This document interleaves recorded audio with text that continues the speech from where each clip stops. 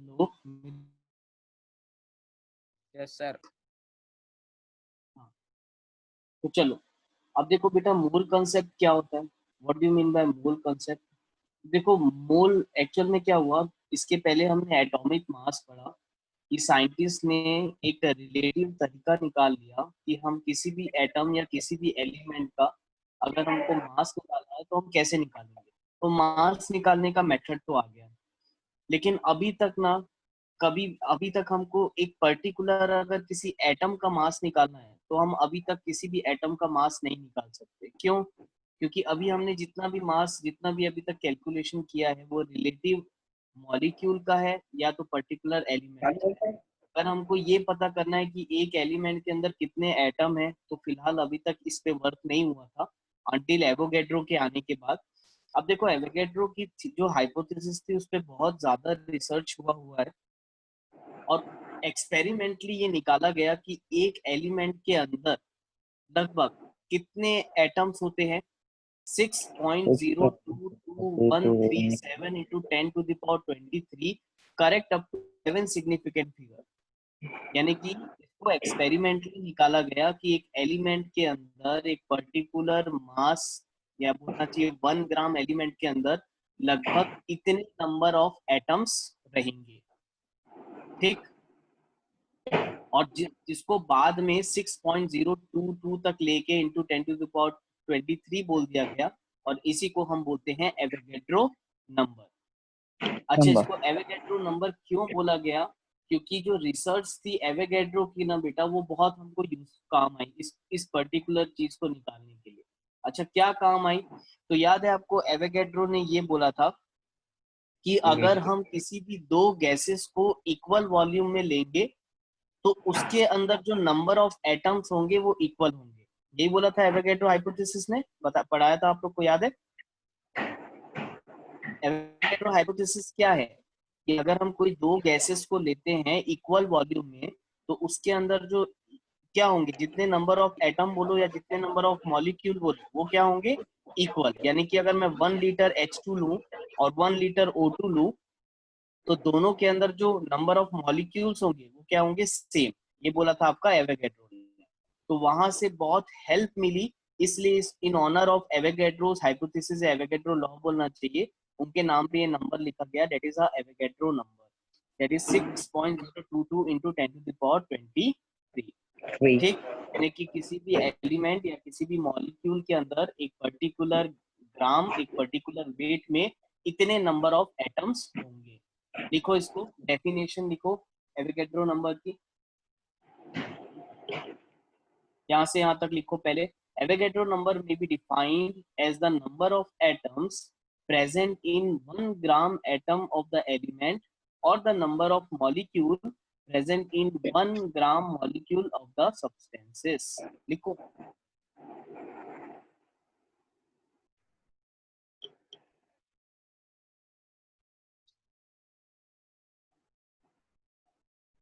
और जस्ट उसके उसके नीचे लिख लेना, Avogadro number is equal to 6.022 into 10⁻23।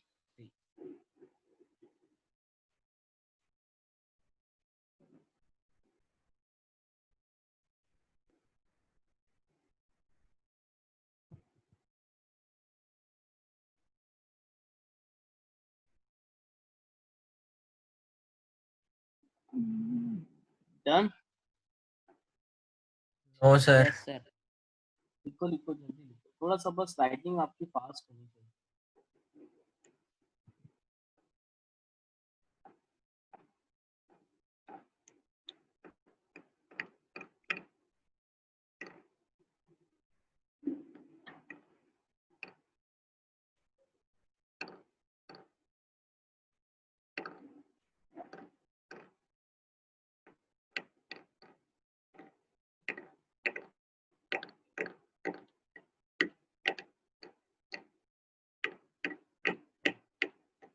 हो जाए तो डन बोलना, हाँ।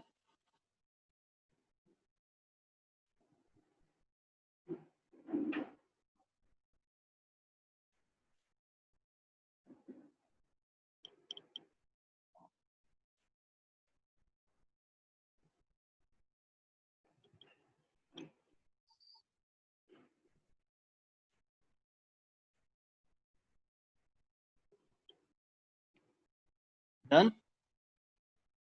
Yes, sir. Yes, sir. चलो अब देखो, अब हम अगर मोल की बात करते हैं तो एक्चुअल में मोल है क्या। तो देखो, अगर आपको मैं बोलूं कि 1 मोल ऑफ हाइड्रोजन, अगर मैं आपको ऐसा बोलता हूँ कि 1 मोल ऑफ हाइड्रोजन, तो 1 मोल ऑफ हाइड्रोजन का मतलब हम यहाँ पर पर्टिकुलर हाइड्रोजन के एटम की बात कर रहे हैं। अगर 1 मोल ऑफ हाइड्रोजन लिखा हुआ है यानी हम हाइड्रोजन एटम की बात कर रहे हैं, which is nothing but equal to 1 mole is equal to 6.02 0 into to 2 into 10 to power 10 to 23. the power 20. Number of hydrogen atom की हम बात कर रहे हैं। आया समझ में। Yes, sir. अब देखो बेटा, ये जो मोल को है ना, तुम डजन से रिलेट कर सकते हो। जैसे कि आप देखे होगे कि एक डजन में कितना नंबर आता है, 12. 12। 12. आप कोई बोलोगे किसी फ्रूट सेलर को कि भाई मुझे 1 डजन सेब देना, तो आपको वो करेक्ट 12 सेब निकाल के देगा, क्योंकि Yes. एक डजन में 12 नॉट्स होता है। वैसे ही केमिस्ट्री में, क्योंकि नंबर्स बहुत ही बड़े हैं, तो यहाँ पर एक नया यूनिट बना गया, एक नया कंसेप्ट बना गया जिसको हम मोल कंसेप्ट बोलते हैं। तो mole is nothing but a representation of a number. अगर हम एक मोल बोल रहे हैं तो 1 mole is equal to 6.022 into 10 to 23। अब देखो, इसको एक ही बार बोलने में कितना टाइम लगता है, तो हम कंटिन्यूअसली इतना बड़ा बड़ा नंबर बार बार ना बोलना पड़े, इसलिए एक यूनिट बना दी गई मोल। आया समझ में। तो 1 मोल में आपके इतने नंबर ऑफ एटम्स होते हैं। वैसे ही अगर मैं आपको बोलूं कि 1 मोल ऑफ हाइड्रोजन मॉलिक्यूल, तो देखो ऊपर और नीचे वाले दोनों स्टेटमेंट में क्या फर्क है। ऊपर जब मैंने लिखा है 1 मोल ऑफ हाइड्रोजन, तो वो पर्टिकुलर नंबर हाइड्रोजन के एटम को रिप्रेजेंट कर रहा है। अब यहाँ पर अगर मैं बोल रहा हूँ 1 मोल ऑफ हाइड्रोजन मॉलिक्यूल, तो ये होगा same 6.022 into 10 to the power 23। याद रखना, ये हाइड्रोजन मॉलिक्यूल है। अच्छा बताओ, हाइड्रोजन मॉलिक्यूलर फॉर्म में किस रूप में प्रेजेंट रहता है, किस फॉर्म में प्रेजेंट रहता है। H2 H2. के फॉर्म में, गैस के फॉर्म में रहता है हाइड्रोजन। हमारे Yes. एटमॉस्फेयर में या कहीं पर भी जो हाइड्रोजन आपको मॉलिक्यूलर फॉर्म में दिखेगा, वो H2 के फॉर्म में दिखेगा, राइट। तो अगर मैं यहाँ पर बोल रहा हूँ 1 मोल ऑफ हाइड्रोजन मॉलिक्यूल, तो 1 मोल ऑफ हाइड्रोजन मॉलिक्यूल का मतलब ये गैस का मॉलिक्यूल। तो एक मोल में सेम नंबर रहेगा, नंबर चेंज नहीं होगा। तो 1 mole of hydrogen molecule is nothing but 6.022 into 10 to the power 20। अब आपसे अगर कोई क्वेश्चन ये पूछे कि बताओ ये 1 मोल ऑफ मॉलिक्यूल में हाइड्रोजन एटम कितने होंगे। 12.044 into 10 to power 23. एग्जैक्टली क्योंकि हमको मालूम है कि हाइड्रोजन मॉलिक्यूल H2 होता है। तो अगर अब यहाँ पर हमें पूछे कि अगर 1 मोल हाइड्रोजन मॉलिक्यूल इतना है, तो इसमें हाइड्रोजन एटम कितने होंगे, तो जस्ट हमको इसको 2 से मल्टीप्लाई करना पड़ेगा, क्योंकि हाइड्रोजन मॉलिक्यूल में 2 हाइड्रोजन होते हैं। तो 2 into 6.022 into 10 to the power 23। Anyone having any doubt. No, sir. क्या सबको आया समझ में, गर्ल्स बॉयज क्लियर है। Yes, sir. अब इसको लिखना नहीं है, इसको बस इसलिए समझाया ताकि तुम एक स्टेटमेंट समझ सको। चलो, ये स्टेटमेंट लिख लो बुक से। जस्ट उसके नीचे जो आपने लिखा है ये स्टेटमेंट लिख लो। सेम वही चीज है जो जस्ट अभी आपको मैंने पढ़ाया है। देखो ये स्टेटमेंट कॉपी में।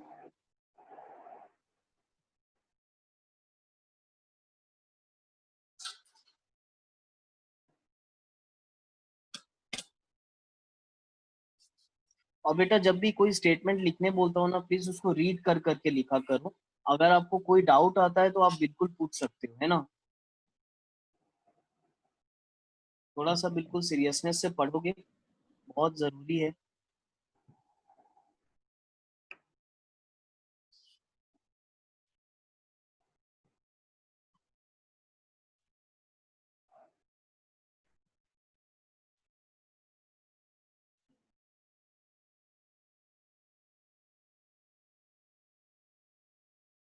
हो जाए तो डन बोलना, हाँ।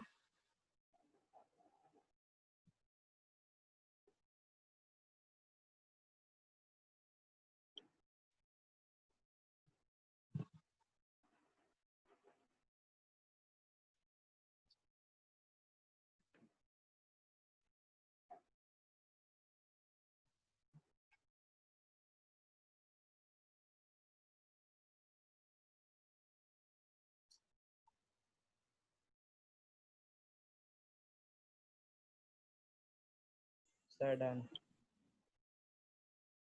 डन ये सबका। नो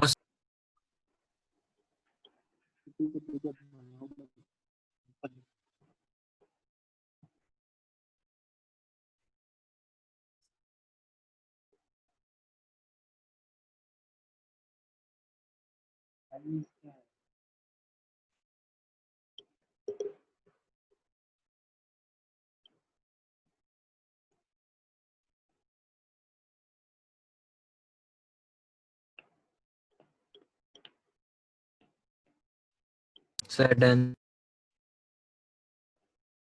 डन सबका हो गया। Yes sir. अच्छा देखो एक और चीज याद रखो बेटा, एक एक करके ना मैं आपको मोल कंसेप्ट के ना जो जो इम्पोर्टेंट कंसेप्ट है वो बताते जाता हूँ। अब देखो एक अगेन जैसी मोल कंसेप्ट डिराइव हुआ, नंबर ऑफ एटम्स फाइंड कर लिया साइंटिस्ट ने, अगेन एक रिसर्च हुई।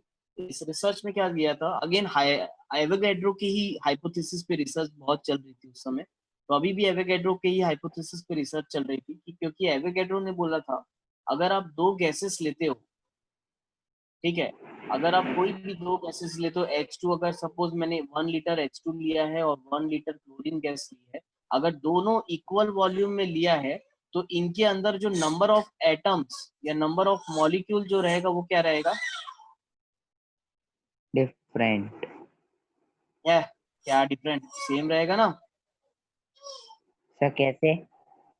अरे एवोगैड्रो हाइपोथेसिस नंबर थी ऑफ क्या पढ़े हो, सर उसमें नंबर ऑफ एवोगैड्रो एटम्स नहीं था। हाइपोथेसिस। हाँ उसमें नंबर ऑफ मॉलिक्यूल बोला, अरे बर्जीलियस और एवोगैड्रो का पूरा एक लेक्चर समझाया हूँ तुम लोग को। Berzelius sir Berzelius Berzelius hypothesis में क्या एटम बोलती था। है, बर्जीलियस हाइपोथेसिस क्या बोलती है, अगर आप दो गैसेस लेते हो इक्वल वॉल्यूम में, जैसे 1 लीटर ये लिया 1 लीटर ये लिया, तो उसमें जो नंबर ऑफ एटम्स होंगे वो सेम होगा। ये बर्जीलियस ने बोला था, तो उसी को एवोगैड्रो ने करेक्ट किया था। एवोगैड्रो ने क्या बोला था कि अगर आप दो गैसेस लेते हो इक्वल वॉल्यूम में तो उसमें जो नंबर ऑफ मॉलिक्यूल होगा वो सेम होगा। बर्जीलियस ने एटम बोला था, एवोगैड्रो ने मॉलिक्यूल कर दिया। राइट और नॉट?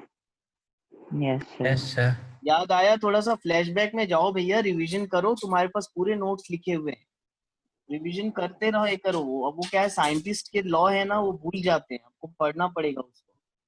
तो अब देखो ये एवोगैड्रो की थीसिस थी। अब जैसे ही हमको पता चला कि जैसे ही मोल कंसेप्ट आया, तो मोल कंसेप्ट से हमको ये पता चला कि एक मोल में 6.022 इंटू 10⁻23 नंबर ऑफ एटम होते हैं। तो फिर क्या है, साइंटिस्ट ने अगेन रिसर्च स्टार्ट की। साइंटिस्ट ने क्या किया, एक गैस ले ली H2 और एक गैस ले ली Cl2। इसमें उन्होंने मोल रखा 6.022 इंटू 10⁻23 नंबर ऑफ मॉलिक्यूल्स लिया, और यहाँ पर भी Cl2 में भी सेम क्लोरीन के उन्होंने लिया, क्लोरीन मॉलिक्यूल के उन्होंने लिया 6.022 into 10⁻23 number of molecules chlorine के भी लिए। और उसके बाद जब इनका वॉल्यूम निकाला गया, यानी समझो हाइड्रोजन का जो मॉलिक्यूल है हमने इतने नंबर में लिया 1 मोल के बराबर, और जो क्लोरीन का भी जो हमने मॉलिक्यूल लिया वो कितने मोल के बराबर लिया, 1 मोल के बराबर। तो यहाँ पर साइंटिस्ट ने एक्सपेरिमेंटली दोनों का वॉल्यूम निकाल के देखा, तो दोनों का वॉल्यूम अप्रोक्सीमेटली 22.4 लीटर आ रहा था। कितना आ रहा था? 22.4 लीटर। 22.4 लीटर। तो यहाँ से हमने ये मान लिया कि जो एवोगैड्रो की हाइपोथेसिस थी वो एग्जैक्ट सही थी। उन्होंने बिल्कुल सही बोला था कि अगर हम इक्वल वॉल्यूम में दो गैसेस को लेते हैं तो उसमें जो नंबर ऑफ मॉलिक्यूल्स हैं वो सेम होंगे। अब चेक करो, इसी को रिवर्स ऑर्डर में जब चेक किया गया कि जब नंबर ऑफ मॉलिक्यूल हाइड्रोजन और क्लोरीन के सेम लिया गया, 1 मोल जब लिया गया, तो उसके जो वॉल्यूम था वो अप्रोक्सीमेटली दोनों का क्या आ रहा है, सेम आ रहा है। आया समझ में? यानी याद रखना, जब भी आप गैसेस की बात करोगे, जब भी आप गैसेस की बात करोगे तो 1 मोल आप कोई भी गैस लेते हो तो अप्रोक्सीमेटली उसका वॉल्यूम कितना आता है, 22.4 litre. That is a standard one, standard value है, आप लोग को याद रखनी है। आया समझ में? Yes sir. Anyone having any doubt? No sir. और बेटा ये जो गैसेस में कोई भी गैसेस ले लो, आप हाइड्रोजन ले लो, क्लोरीन ले लो, ऑक्सीजन ले लो, कार्बन डाइऑक्साइड ले लो, आप कोई भी गैसेस को अगर 1 मोल के बराबर आप उसको लेते हो गैसेस को, तो उसका वॉल्यूम अप्रोक्सीमेटली 100% आएगा 22.4 लीटर। और इसी वॉल्यूम को बोलते हैं बेटा मोलर वॉल्यूम। क्या बोलते हैं हम इसको? Molar volume. Molar volume. ये आप लोग को याद रखना है, ये भी मैं आपको लिखवाऊंगा, पहले मैंने आपको समझा दिया। तो क्लियर है? Anyone having any doubt? No sir. और इसी में हम लिखते हैं, ये जो हमने पूरा एक्सपेरिमेंट किया था, ये कौन सी कंडीशन पे किया था? एसटीपी की कंडीशन किया था। कौन सी कंडीशन में ये एक्सपेरिमेंट किया है? STP. What is STP? Standard temperature and pressure pressure, and pressure. Right? Standard temperature and pressure. Standard temperature होता है 0 डिग्री सेल्सियस और स्टैंडर्ड प्रेशर होता है 180 एम। ठीक, तो ये एसटीपी की कंडीशन में हमने जब निकाला तो 1 मोल गैसेस में अप्रोक्सीमेटली 22.4 लीटर वॉल्यूम आ रहा है। अब देखो, यही चीज अब आपको मैं समझाया हूं ना, तो अब लोग को स्टेटमेंट बहुत अच्छे से समझ में आएगी। एक मिनट, इसमें दिया है कि नहीं दिया, लेट मी चेक। वॉल्यूम देना चाहिए, हाँ दिया। चलो लिख लो इसको, यहाँ से लिखो बेटा, ये यहाँ से लेकर यहाँ तक लिखो बस।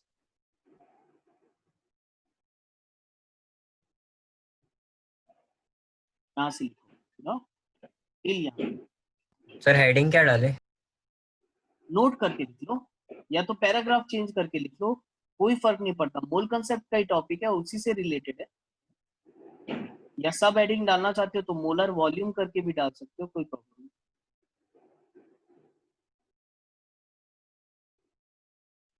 अंडरलाइन नहीं करता है ना, आपको थोड़ा सा पढ़ने में प्रॉब्लम रहेगी, डायरेक्ट यहाँ से यहाँ तक।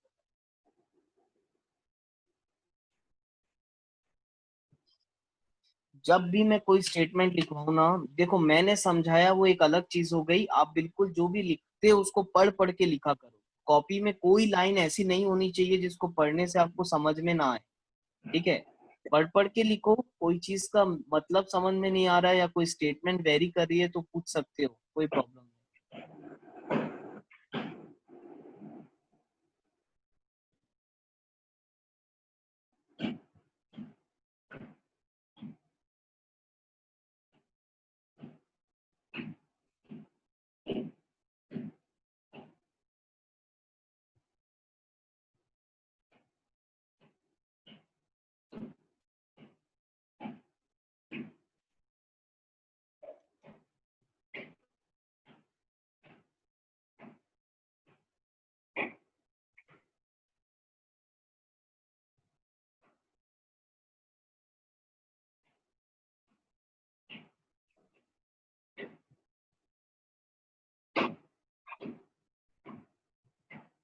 Sir done. Done.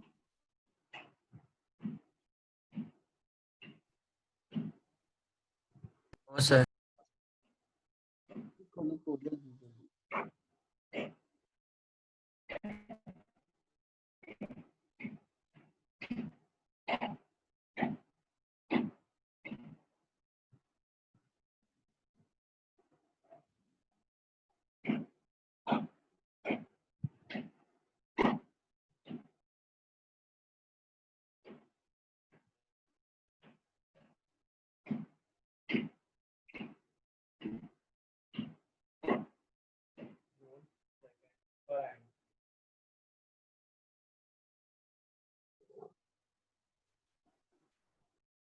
Yes sir, done.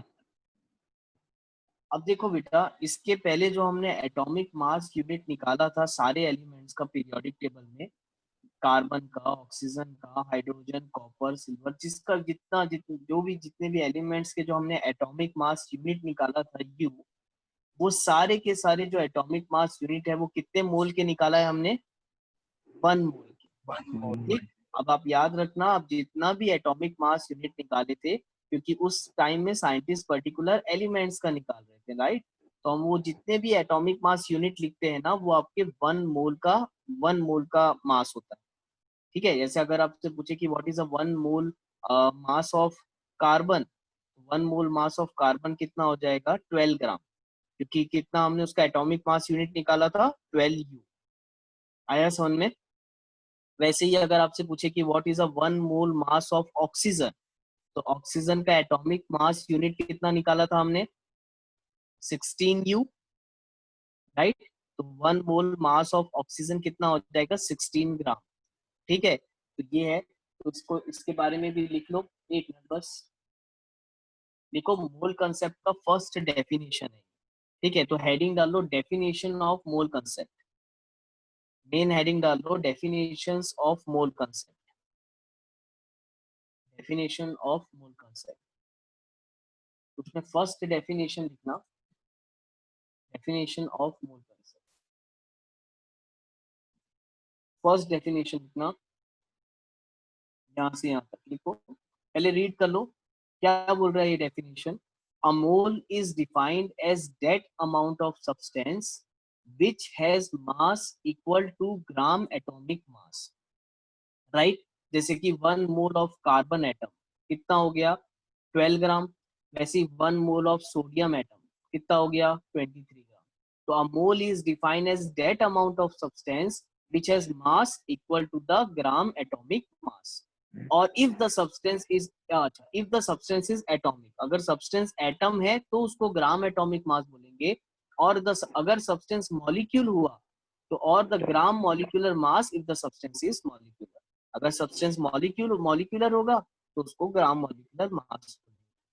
Anyone having any doubt regarding this definition? No sir.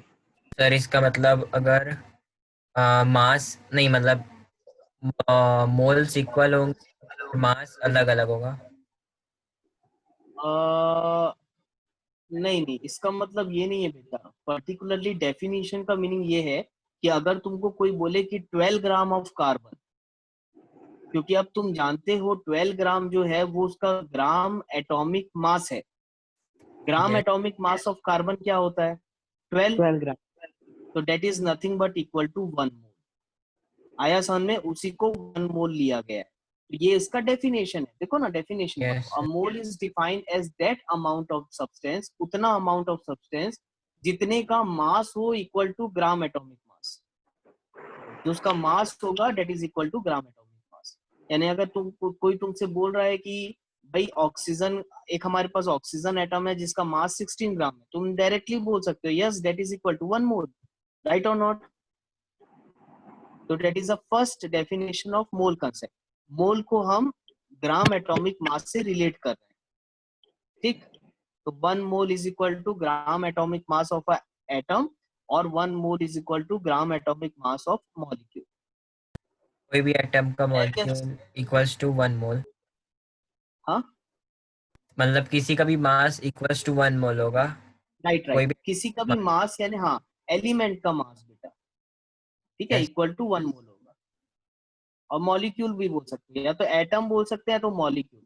अब जैसे तुम बताओ मुझे ऑक्सीजन गैस का कितना एटॉमिक, ऑक्सीजन गैस का मॉलिक्यूलर मास कितना है, मॉलिक्यूलर ग्राम मास या ग्राम 32 ग्राम, मॉलिक्यूलर मास? 32 32 ग्राम, ग्राम कितने मोल का होगा? 1 1 मोल का होगा ऑब्वियसली, क्योंकि हम ऑक्सीजन ये देखो, सब लोग सुन लो भाई, सबके काम की बात बता रहा हूँ। अब मैं बोलूंगा कि ये ऑक्सीजन मॉलिक्यूल का मास कितना होता है 32 ग्राम होता है, तो अगर ऑक्सीजन मॉलिक्यूल का मास 32 ग्राम है तो आप क्या इसको ये बोल सकते हो that is nothing but 1 mole of oxygen molecule has a weight of 32 gram? लिख सकते हैं कि नहीं लिख सकते? Yes sir. तो वही तो लिखा है, gram molecular mass of molecule या gram atomic mass of atom is nothing but a mole concept. तो ये तुम्हारा फर्स्ट है। इसमें एग्जांपल लिख लो, ज्यादा अच्छे से क्लियरिटी आ जाएगी। एग्जांपल लिख लो, ये फर्स्ट ये सेकंड, दो एग्जांपल लिख लो सफिशिएंट।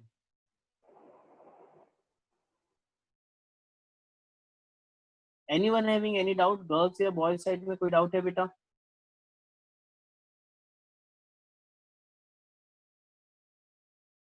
बसंत, Mayank, Modit, Priyanka, Sonali, Vishala, no Isha, anyone having any doubt?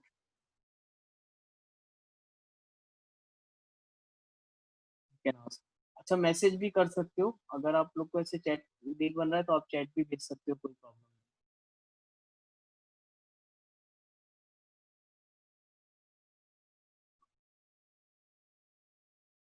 Done, लिख लिया एग्जाम्पल गया। Yes sir. ओके, सर अभी डेफिनेशन लिख रहे। लिख रहे हो, जल्दी जल्दी मोदित fast.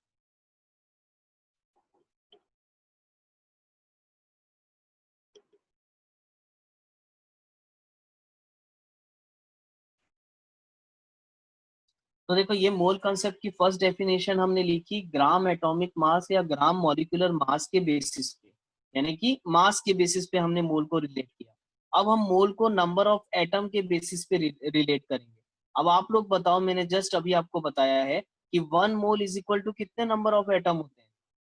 6.022 into 10 to the power 23. 6.022 into 10 to the power 23 number of atom. तो अब हम मोल का एक डेफिनेशन सेकंड लिखेंगे नंबर ऑफ एटम के बेसिस पे। चलो इसका सेकंड डेफिनेशन लिखो आप लोग, लिखो सेकंड डेफिनेशन फटाक से, रीड कर करके लिखना बेटा, नहीं समझ में आया तो बिल्कुल पूछ सकते हो, लिखो। A mole is defined as that amount of the substance which contains Avogadro number, which is 6.022 into 10 to the power 23 number of atom if the substance is atomic, or Avogadro number 6.022 into 10 to the power 23 of molecule if the substance is molecular.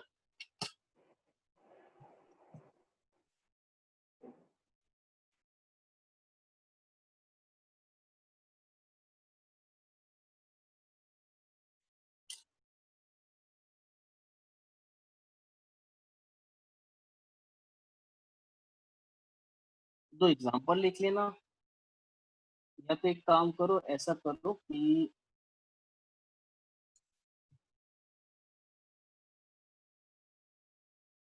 एक example ये लिख लेना और एक example यहाँ से H2O वाला लिख लो, तो और अच्छे से क्लियरिटी आ जाए। एक एग्जांपल ये, एक एग्जांपल ये लिख।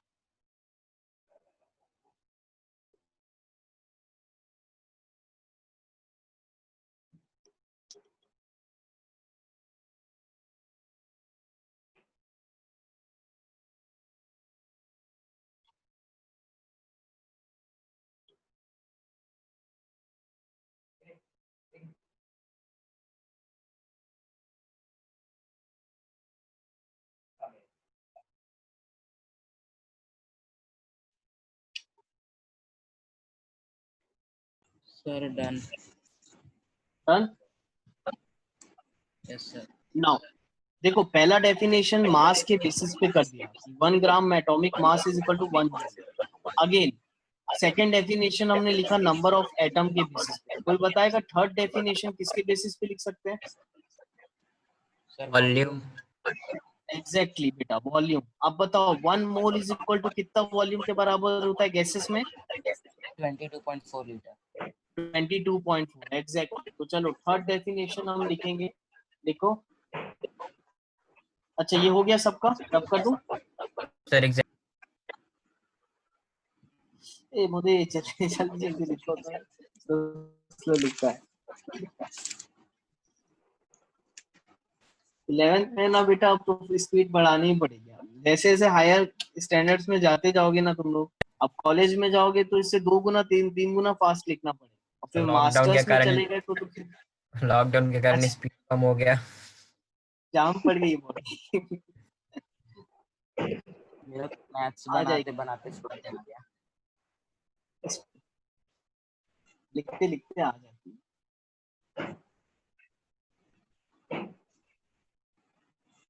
मास्टर्स करोगे तो बाप रे, कभी एमटेक की मास्टर, हम लोग के एमटेक की क्लास में तो सर यानी बस डिक्टेट ऐसे करते थे, mole is defined as that amount of, उतने स्पीड में आपको लिखना है, नहीं लिखे तो क्या? छूट जाए।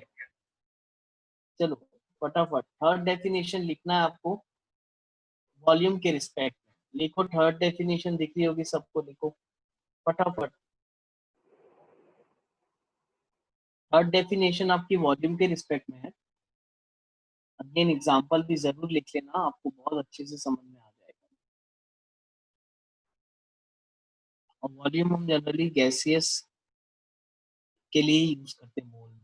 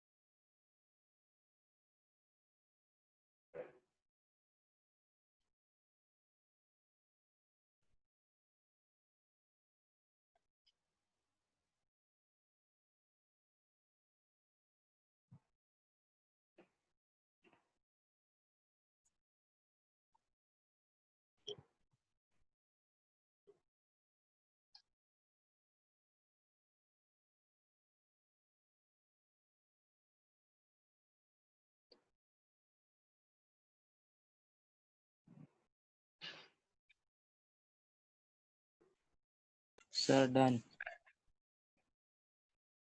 पर sir volume Yes, same sir. होगा जब इन लोग के एटम्स का साइज अलग अलग होते हैं। एटम के साइज अलग अलग होंगे बेटा, लेकिन उसका जब हम मोल की बात करें ना, नंबर ऑफ एटम्स की बात करें। ये क्या Yes, बोले, तुम्हारा क्वेश्चन नहीं समझा मुझे, क्या फिर से बोलो। इन लोग का दोनों का वॉल्यूम सेम है, हाँ हाँ, लेकिन इन लोग के एटम्स का साइज तो अलग अलग होते हैं। तो एटम के साइज से क्या करना है बेटा, एटम का साइज अलग जैसे होगा तो एक का मास ज्यादा होगा, एक का कम आएगा। वॉल्यूम क्या होता है, space occupied by the object, yes right. और हम तो गैसेस की बात कर रहे हैं, इमेजिन करो गैसेस, गैसेस कैसे स्पेस ऑक्यूपाई करते हैं। आया समझ में क्या बोल रहा हूँ। यस पर्टिकुलरली हम यहाँ गैस के बारे में बात कर रहे हैं विदित, और गैस क्या है, स्पेस कैसे ऑक्यूपाई करते हैं, आपको पर्टिकुलर एक कंटेनर में रखना पड़ेगा, ऐसा खोल नहीं सकते चारों। अगर मैं गैस को, एक आप नॉर्मल से डिओड्रेंट को जब आप स्प्रे करते होगे तो पूरे रूम में स्मेल आती है, यस सर उसका वॉल्यूम कितना हो जाएगा, पूरे रूम के बराबर, क्योंकि वो चारों तरफ फैलता है ना, स्पेस ऑक्यूपाइड यस करता है। ठीक है, तो इसलिए वहां पर हम एसटीपी की बात करें। और जब आप बोलोगे कि उसके एटम बड़े हैं ऑक्सीजन से तो ऑफ कोर्स उसमें ऑक्सीजन के जो नंबर ऑफ पार्टिकल्स आपको दिखेंगे वो ज्यादा दिखेंगे, यानी 6.022 इंटू 2423 ही दिखेंगे। और वहाँ CO2 के जो होंगे वो बड़े होंगे, ऑब्वियसली बड़े होंगे, लेकिन 6.022 into 2423 he number of atoms होंगे, यस सर या मॉलिक्यूल्स बोल सकते हो आप। यस सर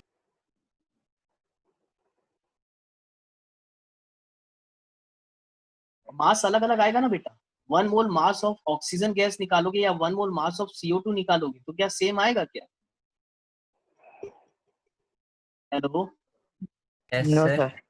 अभी नहीं, मैं तुम्हारा मोदी तुम्हारा डाउट समझ रहा हूँ बेटा, तुम क्या पूछ रहे हो, इसलिए बहुत अच्छे से समझा रहा हूँ। अगर तुम मास निकालोगे ऑक्सीजन गैस का और मास निकालोगे CO2 गैस का तो सेम आएगा क्या। No sir No, sir. कौन सी गैस हैवियर आएगी, CO2. सीओ CO2 हैवियर आएगी ना मोदी, लेकिन अगर हम उसको कंप्रेस करें तो 22.4 लीटर में CO2 भी 1 मोल के बराबर निकलेगा, और 22.4 लीटर में ऑक्सीजन गैस भी 1 मोल के बराबर निकलेगा। Yes sir. लेकिन मास तो अलग है ना, मास थोड़ी ना सेम है, वॉल्यूम सेम बोल रहे हैं, मास सेम नहीं बोल रहे हैं। अगर एटम बड़े हैं तो वही ऑब्वियसली उसका मास भी ज्यादा है। ठीक है, क्लियर है, hopefully yes sir. Yes, sir. हो गया होगा तुम्हारा, है यस ना सर। doubt? ना, आगे बढ़ते हैं।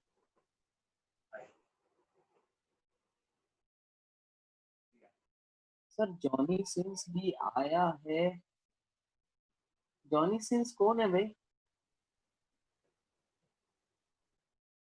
बसंत, चलो फिलहाल किसी का नेम है। किसी का नेम है, हाँ नहीं डोंट नो, चला गया, लेफ्ट कर गया वो बेटा। हाँ, और आईडी और पासवर्ड बहुत देख के शेयर करना जूम की, ठीक है। आप किसी को भी ना करो, अपने अपने से तो मैं ये सजेस्ट करूंगा, आप मेरा नंबर दे दो, अगर किसी को क्लास ज्वाइन करनी है मैं पहले बात करूंगा। किसी भी ऐसे फ्रेंड ग्रुप में इधर उधर आईडी वगैरह मत दो। हाँ, ये बता सकते हो क्लासेस चल रही है, मेरा नंबर दे देना।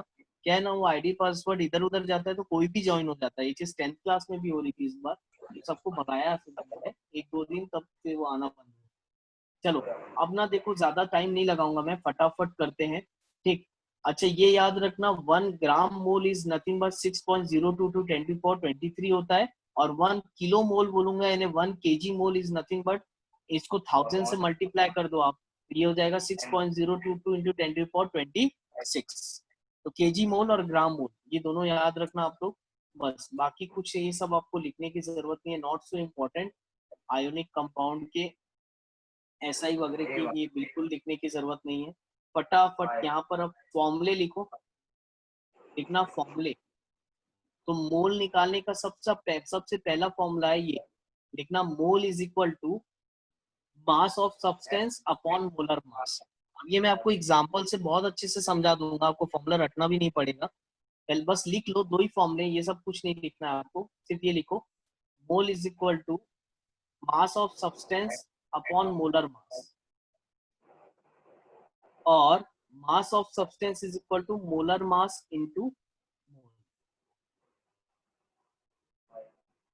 और वैसे जस्ट उसके नीचे ये फर्स्ट फॉर्मूला हो गया। सेकंड फॉर्मूला आपको लिखना है mole is equal to number of entities upon Avogadro number. कल से न्यूमेरिकल स्टार्ट कर दूंगा मैं मोल कंसेप्ट के, ठीक सर है। नंबर ऑफ एंटिटीज क्या है?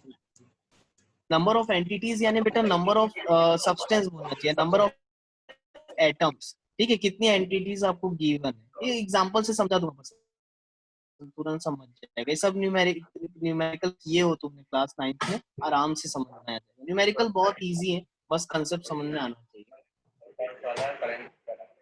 और बहुत सारा करेंगे प्रदीप की बुक से, उसका वो नहीं। हो गया डन। Yes, sir. चलो कल यहाँ से बेटा न्यूमेरिकल कंटिन्यू करूंगा मैं, ठीक। और संडे भी क्लासेस लगेंगी इस बार से आपकी, तो पूरा वीक में 7 days क्लास लूंगा मैं, ठीक है।